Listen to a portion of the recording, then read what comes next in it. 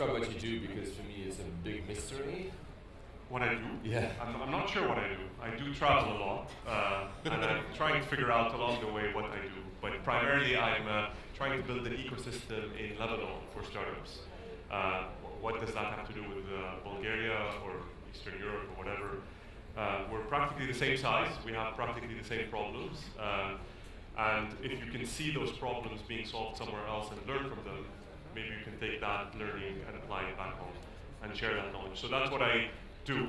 And most of the time, I just get invited to start a conversation on stage with people that I don't know, and it works. Which you can invite right now, actually. Please, guys. So we have Ragnar from Pipedrive. Pipedrive, yes. Yes, yes, yes, yes. Anywhere you go. And we have, I'm still trying to figure out how to pronounce his name, so he's going to help us with that. From Vector Watch. Arish, okay. Guys, take it home. You don't have any slides, do you? I don't think so. Okay, so have fun. We're a startup, we don't have slides. Yeah, we would just use Prezi, isn't it? Like You should, slides. you should use Prezi, yeah. Of course. So what's interesting is I have practically nothing to do with Europe, but I'm moderating the panel on successful European startups. So I think I'm going to learn a lot more from this than you guys, okay? The beautiful thing is we have two very different startups that are both super successful. One is hardware-based, showcasing some really, really cutting-edge stuff happening, also from Eastern Europe in terms of producing quality hardware, and the other is another unicorn coming out of Estonia. I'm sure he's going to tell us all about it. So let's start with Ragnar. Can you tell us about what you do and what it's all about? So yeah, I'm co-founder of Pipedrive. So do we have some people here who are using Pipedrive? Please raise hands. Oh, thank you. So we have some, thank you. So basically, my company is building simple CRM. And our focus has been how we can build CRM, but people love to use. We have been focusing for the sales people. So today, after 6 years, we have like clients in 155 different countries. Approximately 34,000 small businesses using us daily to run the sales. And yeah, the interesting part is that we started a company from Estonia. So come on, like, I would say that Budapest is a very like sunny and nice place if you come to the Estonia, because in winter time we have just daylight of 2 hours. So what else you can do? You have to work hard. And we Estonians, invented Skypes, and we don't have to speak with other people. That's Estonian. So, but good part is that people, we have very hardworking people. You can build great, like in 6 years, but we have built a company. Only 8 have left. So we have very loyal, if you love your people, and we love really. So, and yeah, like I started the company from Estonia, now we have office in New York, So, and other thing, like we have been much more focused on how to make money. Our competitors are very high about fundraising, but if you're going from Eastern Europe, you're already counting money, And that makes us special, And we have been, one surprising fact about Pipedrive, which many people don't know, is that we have been mainly growing because our existing users are referring us. We still don't have outbound sales at all. So even we are building sales tool, which is kind of like how you can do that, But that's what we have been doing, focusing how to build product that people love. Fantastic. I was going to break down your answers into maybe 3-4 questions, but if you want to get off stage. Yeah, but the very interesting thing, I was following the basic guy. I was also, by the way, divorced in 24. So that's the rule, guys. If you want to be successful, divorce as soon as you can. That's the one rule. But I had much more harder life because my first startup failed. And I was publicly failing. I had an article in newspaper. Can you imagine? His startup was failing. So all government agencies was blacklisting me. Like, I'm not kidding. So, and out of that, we kind of like made it in other turn. Now I know Estonian Prime Minister and all of those cool folks, because I'm back in the cave. Okay. So you should fail as well, but first thing, divorce fast. That's the first thing. Did the failure happen before the divorce? No, it was kind of like, backlash, Okay, see, so that kind of works. This works very well, you kind of like break everything and you're like, I have lost everything, but then you're like, I have lost nothing basically. And then you kind of rise and let's see how this is now going. Okay. Shit, I just got married last year. Guys, I'm going to try to make this short, tell us about Vector Watch. I mean, So, and to follow the same lines that my friend Ragnar is following, we're a Romanian-British startup, but more a Romanian startup. So we're basically neighbors. And the first question when we go to a retailer is like, do you guys in Romania make watches? Because we're not a watch region. We're just a technological company that's proven that something can be done via Romanian startup. So long story short, 2 years ago we found that there's a void in the market for smartwatches. Everybody was producing them, but all of them looked like, or most of them looked like something off of Robocop's wrist. Very bulky, very squarish, very easy to wear for a suit, for a businessman. The second issue that we saw was the fact that the battery life was very, very poor. 1, 2, maybe 6, 7 days. I said, okay, that's a challenge as well. Third thing that we saw in the market is most of them connect either to one operating system or the other. None of them connected to all of the free operating systems like iOS, Android, Windows, and so on. And the fourth problem that we saw, they were not waterproof. And they were looking like they were dead all the time. To actually tell the time for a watch, you have to make certain gestures and whatever. So we put all of that into one giant box and said, okay, let's build one that has all of the other characteristics that none of the others have. So we built Vector watches from an office in Bucharest. We have one associate professor for the university that specializes in hardware products and low consumption systems. We have a very strong IT team of 35 people in Bucharest that built our own operating system in 2 years. So we don't run on Android or iOS or Windows, we built our own OS. And we've reached an average battery life of minimum 30 days with one charge. So you basically charge your watch 12 times a year. So the biggest challenge was, okay, you guys in Romania make watches, who are you guys? So if we could do it in Eastern Europe, if Ragnar can do it in Estonia, I think everybody in the room, or if our friends here from Hungary could do it with Crazy, I think everybody in the room can build a successful product. Hardware or software, it doesn't actually matter. If it's a product that helps the people at the end of the day, I say have the courage to try. Fail, try another one, and so on and so forth. okay, so where the angle this is taking is you were able to produce things that are, I mean, I was playing with your watch a bit earlier, and that are globally competitive. I was in Bucharest yesterday, not particularly globally competitive yet. Okay. What do you think it was the specific magic that made it happen? Because everybody's looking for maybe the formula that you can apply in a particular city or a region to turn a startup into a global success. We haven't figured it out in the Arab world yet. Okay. Is there a formula that you follow in Estonia, in Bucharest, or in this region that allows you to take something that may be local or regional and push it to a global level? So if I see what we have common, that we are former communist countries. So you should suffer like long time and then get freedom and then miracles are happening. But I would say that even like we all hate the Soviet Union and there's so much bad shit going around. Just giving pretty good education.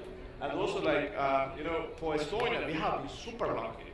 We have been super lucky so many times in history. And one lucky, but we have is Skype. Because this really, like Skype was founded in Estonia and they have still office of 400 people and almost anyone in Estonia knows someone who has been in Skype. And it's like, this guy was like in high school, whatever, he was so like lazy, whatever, but he was like, whatever co-founder, whatever thing. So people started to believe.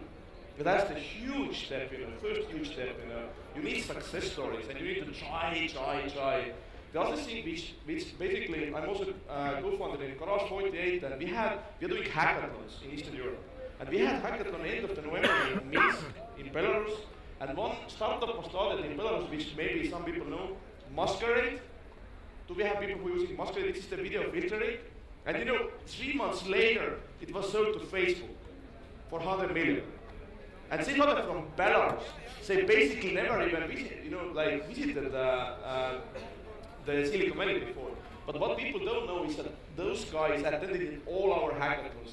They were so driven to learn every day. And they were just trying. And one moment they just hitting jackpot. So I would say that you need a great education system, which is, I would say, hugely important, you need definitely have some success so that people will start to believe. And one success can really rise so many new startups which are trying, And you never know what moment you will hit that, because other thing which we have been successful, if I was talking with 5 co-founders, they basically knows that Master and Foster was already engineers back in 80s. So it's kind of really, and Estonian government is very startup friendly. Our Prime Minister is meeting with startup entrepreneurs 3-4 times per year. Basically really listening, not only listening, but delivering. Usually governments, let's be honest, they can't do too much good stuff. They can just fuck up things. Sorry, this is how it is.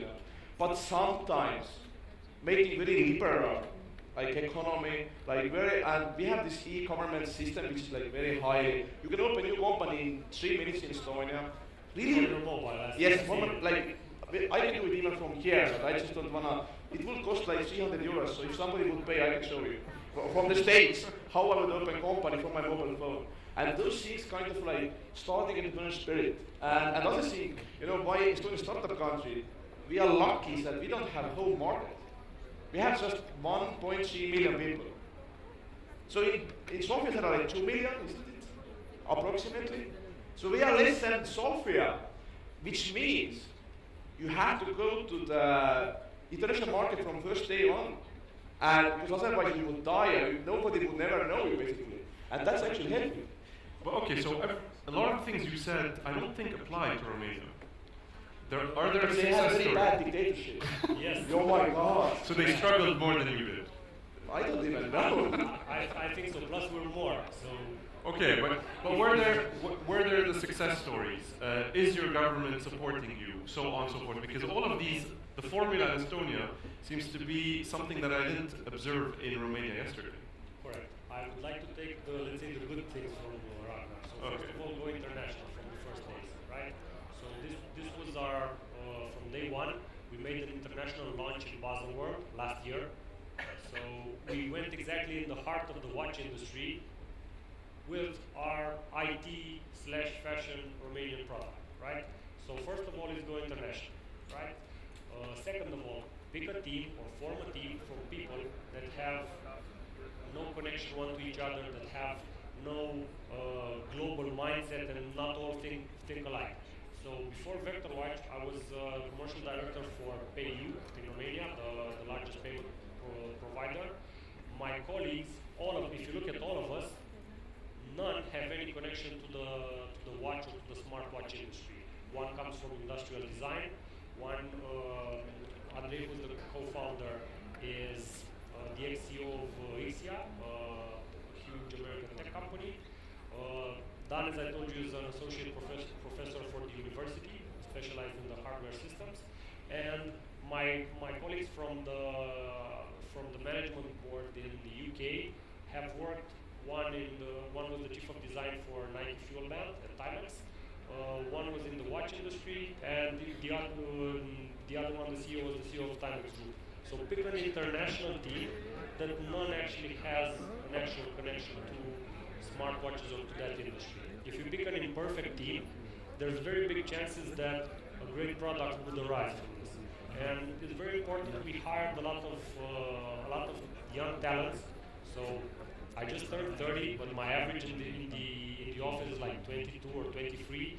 Dan picked a lot of very, very good students, very smart students that wanted to be involved in a startup, and we empowered them. So, for example, the head of software was from VectorWatch was featured in Forbes top 30 under 30. What would be my next advice? Don't invest a lot in at first, if you're a startup, in marketing and PR and so on and so far, in marketing researches. We didn't do any market research. It was obvious. Other watches were not that great. The battery didn't last.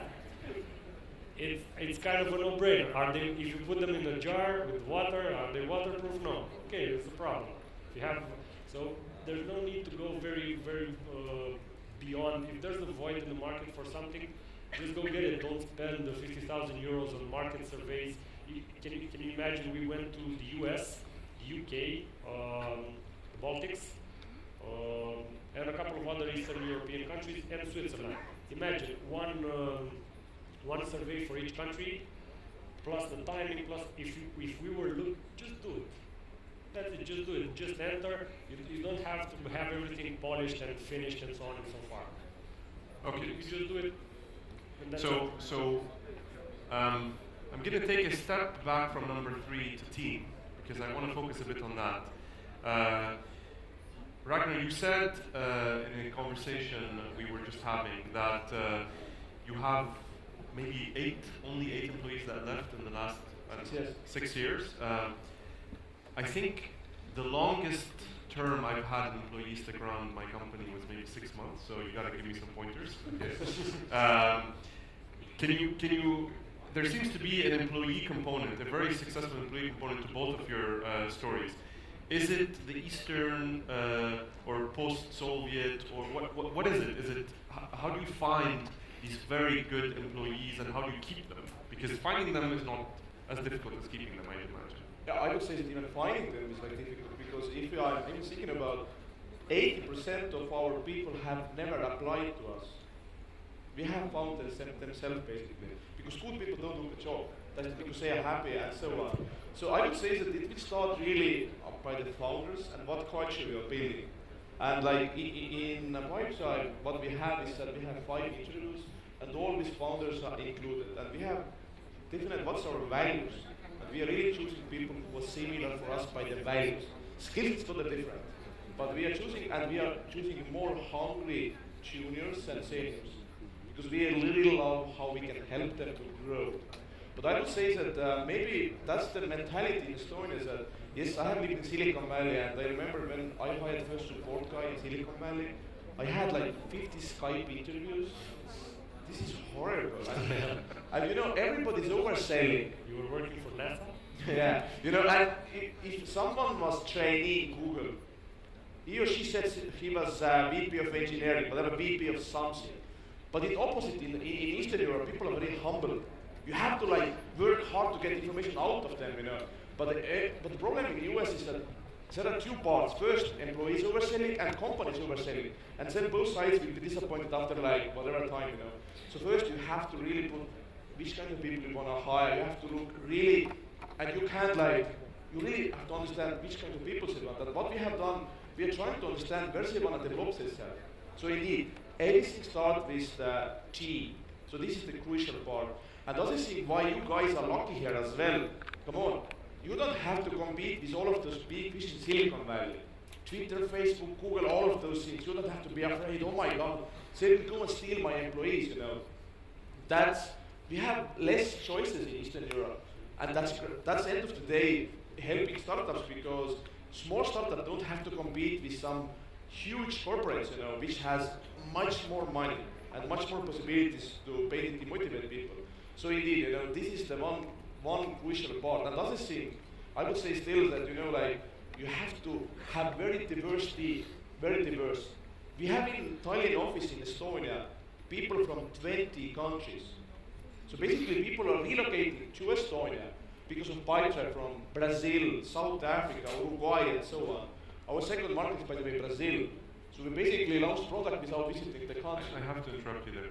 You have Brazilians who go to Estonia, yes, 2 hours of flight a day. No, I mean that you should sell HR software, man, or whatever it is. Seriously, how do you convince a Brazilian to move to Estonia? You don't say luck, why not? The weather. That's what we are lucky, you know, because it's most office-friendly climate in the world. Because, you know, we have sunlight of 1 week. If you miss that, gone. So you are kind of like happy when you have great office. I really want to move there. Yeah, so that's, but you know, like, honestly, something that people don't know, even Brazil is, I have been there many times, but, you know, in Rio de Janeiro, there is no question, would you be robbed?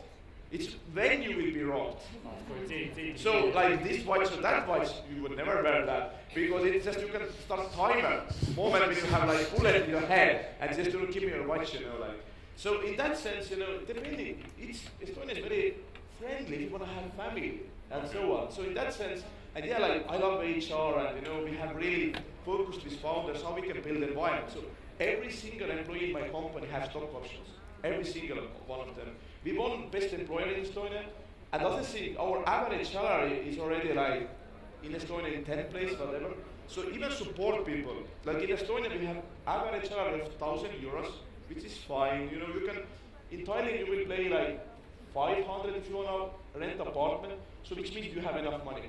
But no one in my company have average salary, Estonian average salary. We are giving more because we expect more. And like, you have to really, like, feel that everyone is important. And if founders and management, everybody from the management is having that feelings that people actually believe that.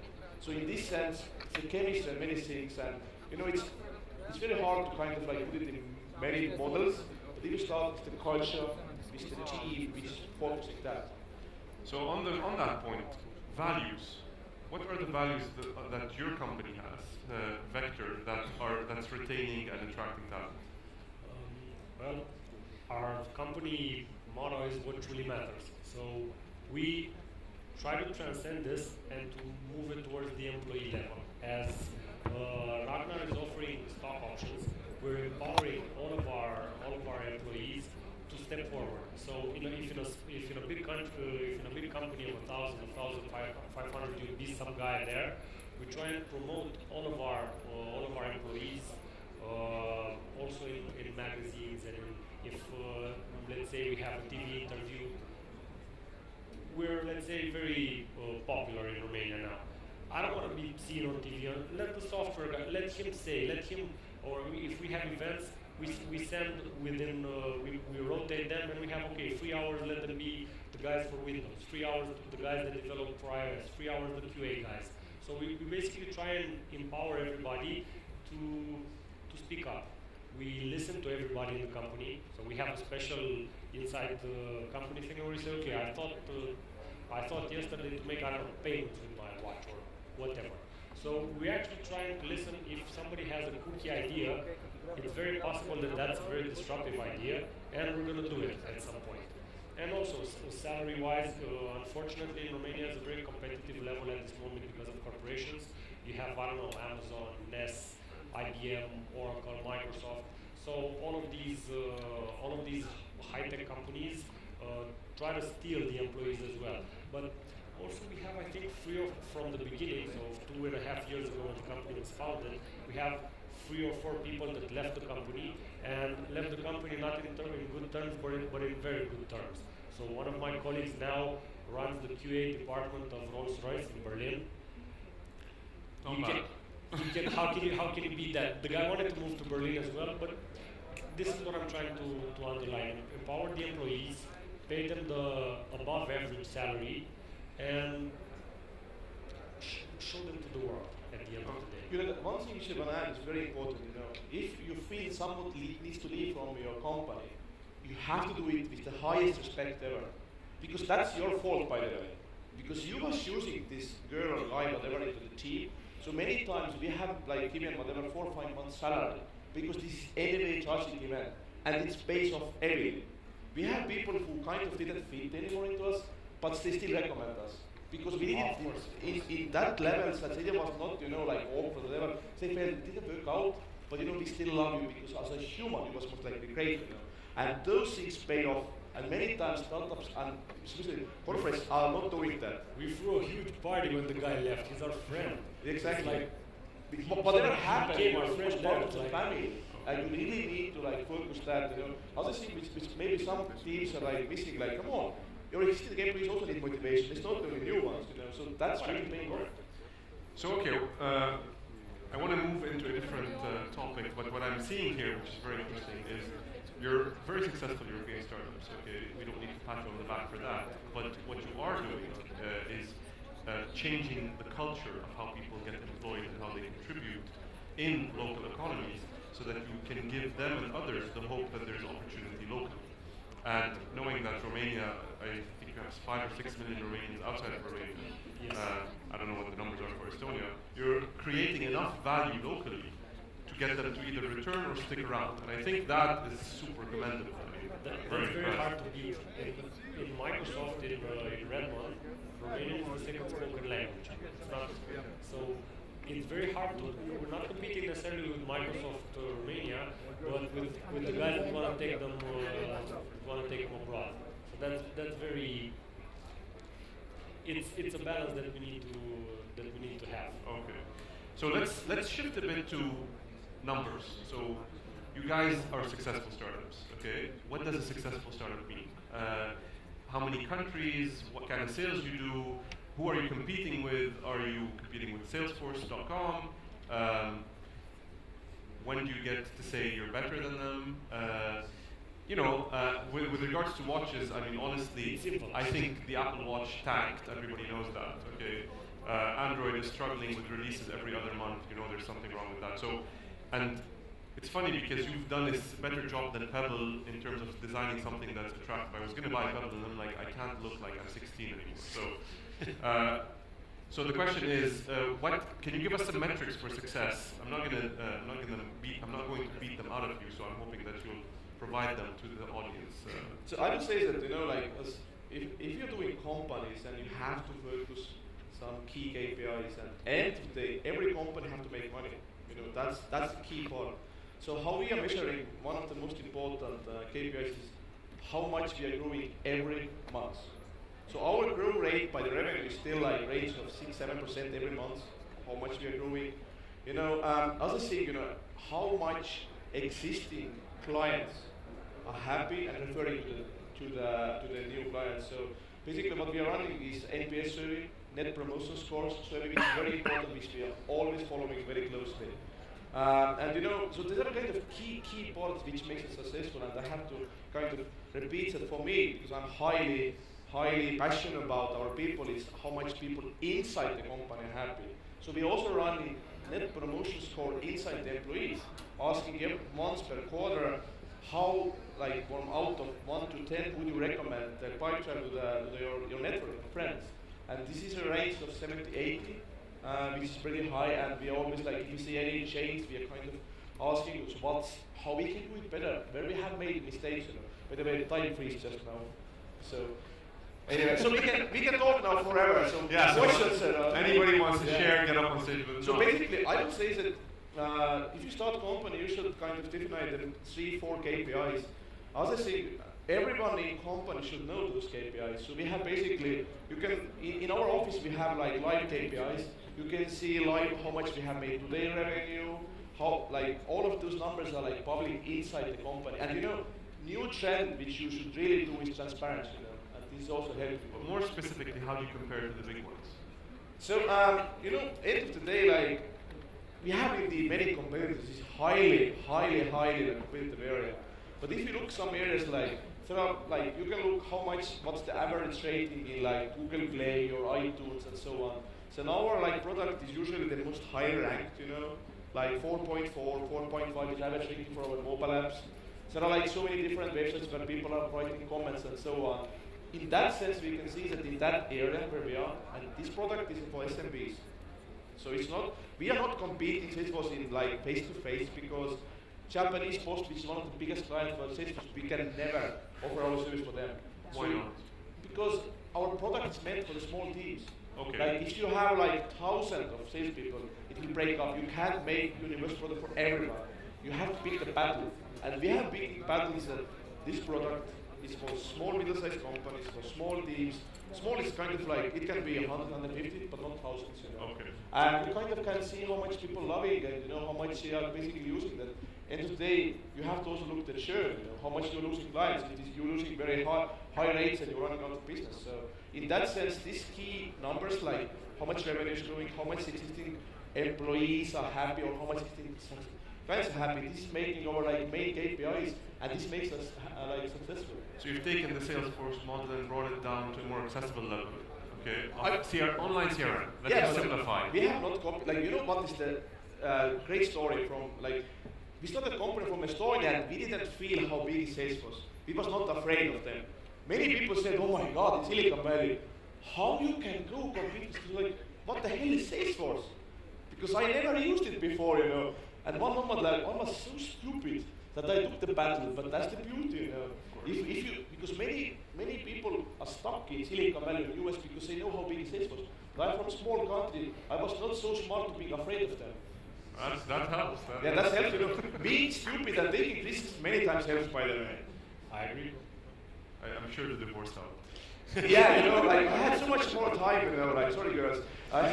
But you know, indeed, you know, family is important, so just, you know, I hope you understand the jokes, you know. But you know, I had much more time, and building a startup is a very fucking freaking, like, time-consuming, so it's lifestyle, you know. Yeah. But I have a beautiful dog from my first startup. Vector, does it stand a chance? One of our main investors has a business card that says, and he also emphasized this with a talk that he had on in Stanford to the university. It says like this: Vector Watch, playing ball with the big boys. So at this time, we are present in Amazon, Best Buy, Bloomingdale's, John Lewis in the UK, Argos, etc. And I don't know, in Swisscom in Switzerland and so on and so far. If you have, for example, I don't know, the CEO of Swisscom or the CEO of Orange wearing the watch, nobody can make them wear the watch. It means we have a chance. So yes, as Ragnar was saying, you need to be crazy enough. You need to say, okay, I'm just going to do it. And you need to believe in your product. But as you said before, we were looking for a design and so on and so far that's better. We believe very much in the Net Promoter Score. We've done one very recently, I think 3 weeks ago, and on all of the users from all over the world. 95% of them said they bought it because of the design. So yes, it does this and that and battery and so on and so forth, but people don't feel this issue because they use a normal watch. A normal watch, okay, if you have an automatic, you put it at night on your night, then you pick it up in the morning, it just works. You have a battery one, you don't feel the battery issue.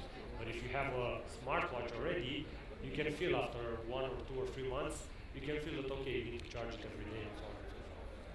So it's very, very important to listen to your client to see what the hell he wants. Do you feel that people like Tag Heuer, who just released their tech watch, whatever they call it, The connected watch. Yeah, do you feel that people are starting to realize that smart isn't necessarily what you want to do with a watch? You want to make it a technology watch, but not you can run your entire laptop from your watch kind of Apple approach. Are people realizing that in your sector? And if they are, doesn't that mean more competition for you?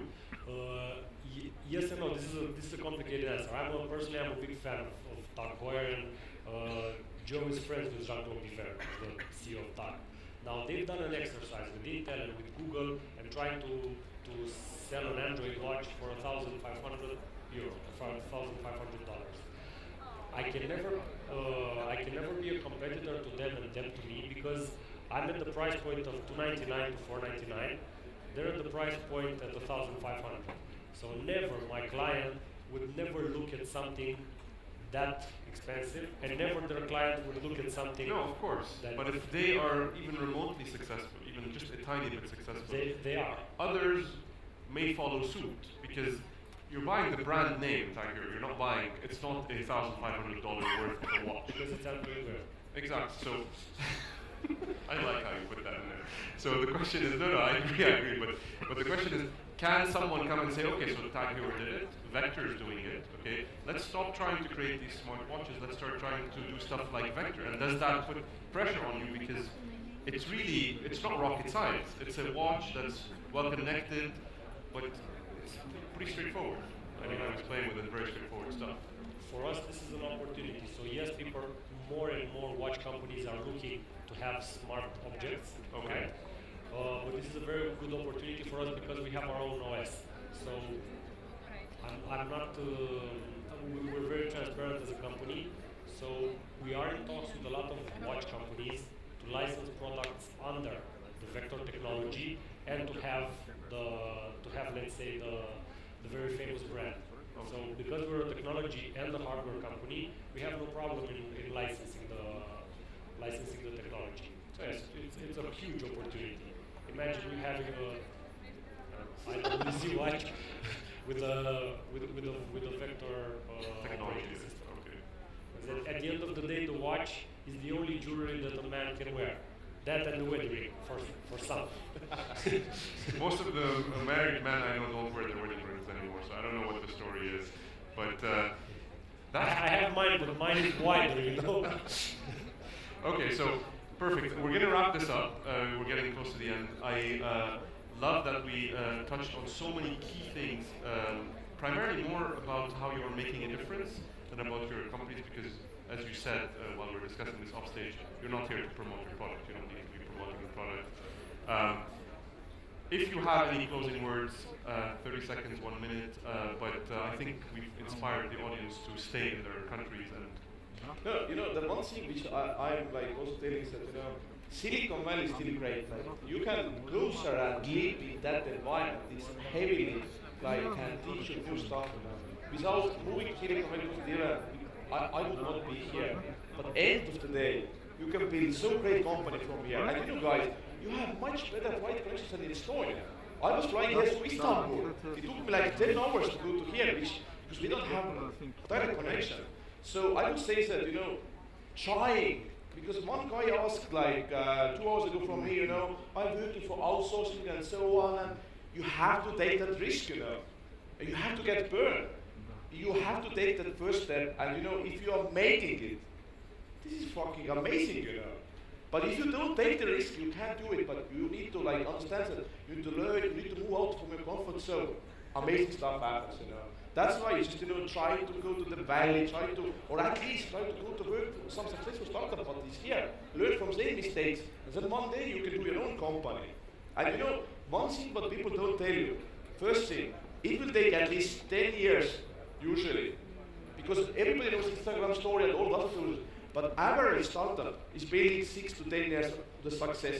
As I see, average founder is not after college. Oh my God, no.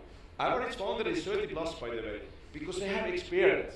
In that sense, you need to learn, and then you can have success. And don't follow TechCrunch too much, sorry guys, because that's a fake world. It's not important how much you raise money, how much you are earning money, and how many clients you have. Don't follow somebody raised them in 5, 10, whatever things. That's not important. Important is building a business.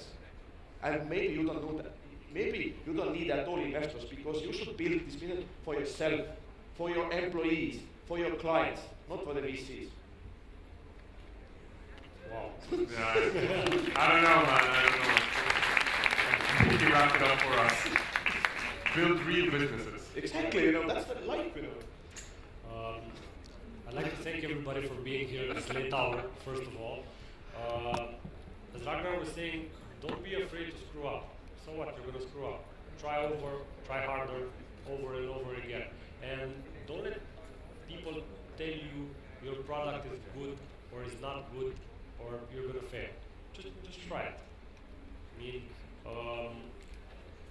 the part where we come from Eastern Europe, I would always use it as an advantage. Seriously. So people are not better than us here because they're born in the States or whatever. It just doesn't matter. Just try it. Okay. Thank you. Thank you, gentlemen.